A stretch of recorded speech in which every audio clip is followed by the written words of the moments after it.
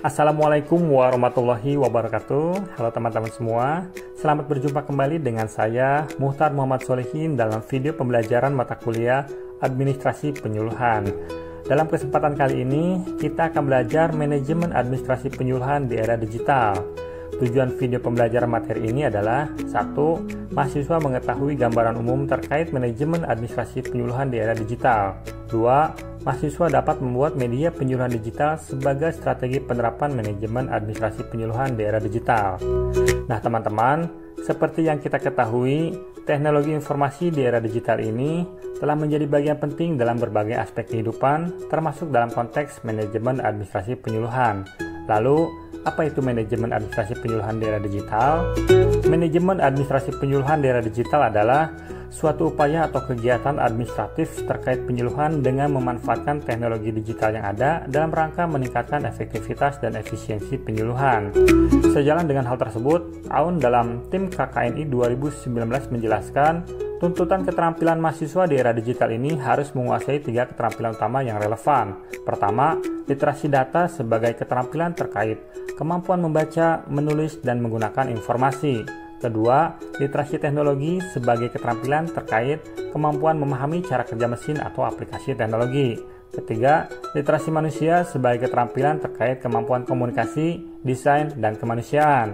Maka dari itu, salah satu upaya untuk meningkatkan keterampilan tersebut dapat dilakukan dengan mempraktikkan manajemen administrasi penyuluhan yang menarik di era digital, yakni melalui podcast. Lalu, apa itu podcast? Podcast adalah media berbentuk audio yang mudah diakses kapan saja dan di mana saja. Melalui podcast, kita bisa berbagi informasi, wawasan, atau berdiskusi tentang topik-topik yang menarik. Kata podcast sendiri berasal dari gabungan kata iPod milik Apple dan broadcast yang merujuk pada penyebaran informasi ke seluruh dunia melalui jaringan. Alur sederhana manajemen administrasi penyuluhan melalui podcast. Pertama, melakukan rekaman file suara. Kedua, mengunggah rekaman file suara tersebut secara berkala. Dan ketiga, menyebarkannya ke berbagai audiens. Nah sekarang, apakah ada yang tahu bagaimana cara membuat channel atau saluran podcast?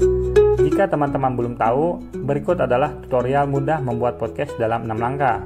1. Buat akun Spotify for podcaster di situs resmi. 2. Siapkan rekaman suara untuk podcast.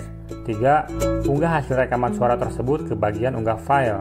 4. Tuliskan informasi podcast dan episode. 5. Buat dan unggah sampul atau cover art podcast. 6. Bagikan podcast. Itu dia teman-teman cara membuat channel atau saluran podcast. Sekarang, tugas teman-teman adalah membuat channel atau saluran podcast sendiri.